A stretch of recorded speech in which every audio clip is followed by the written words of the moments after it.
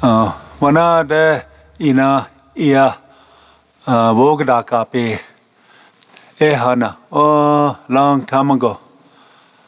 When I was a young boy, my mother told me a story about her grandma smells the earth. And when I was sitting on the hill years ago during my Sundance, she had came. And there was a song that she brought. And when we go to Inipi, Gerald will say, Tahashu, he said, Odawampi Heche, smells the earth, smells the earth song, smells the earth Odawa, he'll say that. So, hey ya hey, hey ya hey ya hey, way ya hey, way ya hey ya hey, way ya hey, way ya hey ya hey, way ya hey, way ya hey ya hey,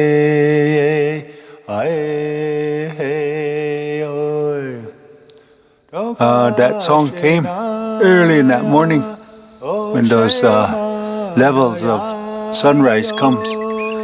Each one brings a strength, and that song came in those times. So it took me back to when my mother, my Ina, Helena, told me these stories about her. She said that when she was a young girl, that they'll be all at home and to the southwest, the west.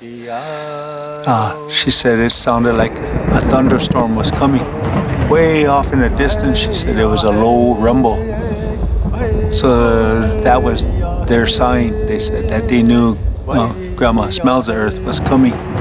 But when they looked to the west, there was no thunderstorm, she said. But they could hear that low rumble far off.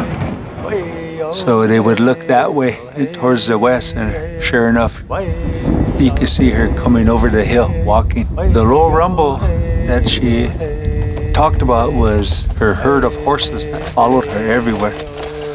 She said, I bet you she had about 100 head of horses that always followed her. Not one of them would go in front of her or anything. They always stayed behind her.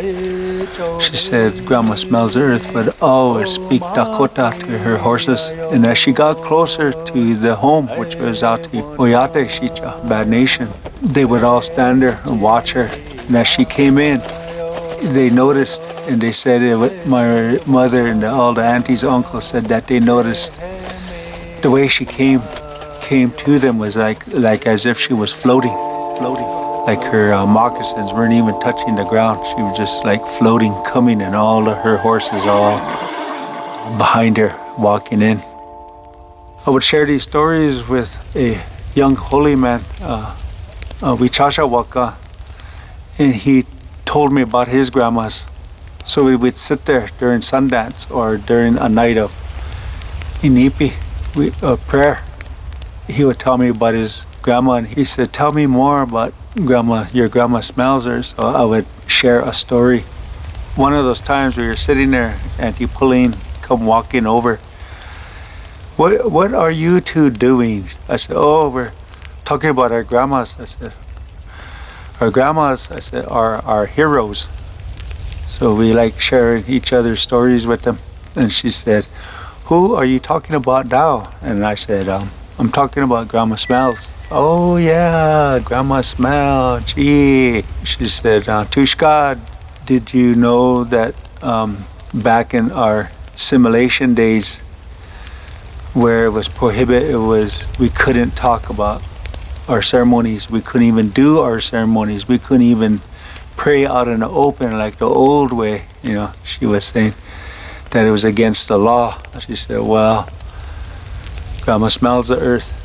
You know, she was a holy woman, right? So she was really powerful, Miyawaka. Her brother did not believe. She said, "Wo ichadashne, o ichu ehana." He didn't believe in those long time ago ways. She said he was a Christian. He believed in the church way. So when those days of assimilation, people would turn their relatives in, and he got the authorities and brought them to her and told the authorities that she goes up on a hill and stands up there and prays and talks to nobody. She sings, she points. There's nobody up there. She's crazy. She talks to herself up there. So I guess that might have been enough for those authorities to take her. So they took her. She ends up in Canton, South Dakota at that hospital for the insane. They called it an asylum down there. And I was told that she had died in there. So her grave now, from time to time I go to her grave and I ask her to help us as a people, help our families. There's things that are coming which was said by you and another grandma, and I sing that song for her. She's the only one in that cemetery that has a head place, or if you wanted to call it, they call it a headstone, but it's not a stone. Hers is made out of wood. And her name was, I think it was Alicia, smells the earth. Dakota Chazeke Ite Zina, yellow-faced woman is what she was called. So after that story, I was sitting there and they said, Gerald looked over at us and he went, "Eho." He pointed at the door. So we said, "Oh, they're ready." So before we left that area to go in to pray, that young holy man was smiling and he said, "Chie, those are awesome stories." He said, of our grandmas, what they had gone through and what they still go through for our people, our families. He said, "I believe," he said, that Grandma Smells the Earth willfully went to that insane asylum, that hospital, even though we knew she wasn't insane, but she went there willfully to go inside to help the ones inside. So I believe that was her destiny too. So don't feel bad. He said, instead, feel good. So I took that with me into sweat that night, and I prayed about it. And to me now, she is a hero. What she had done for her people, her families, and what her medicines and what her path was about that she had created with Dukashina to come down here through her mother to walk this Unchi Maka to bring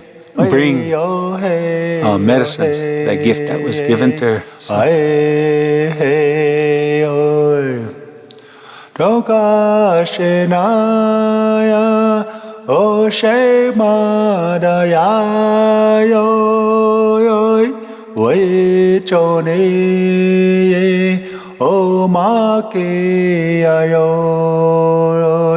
Hey, Wanaya, Leche, hey, Wanaya, Lemechi, hey, hey,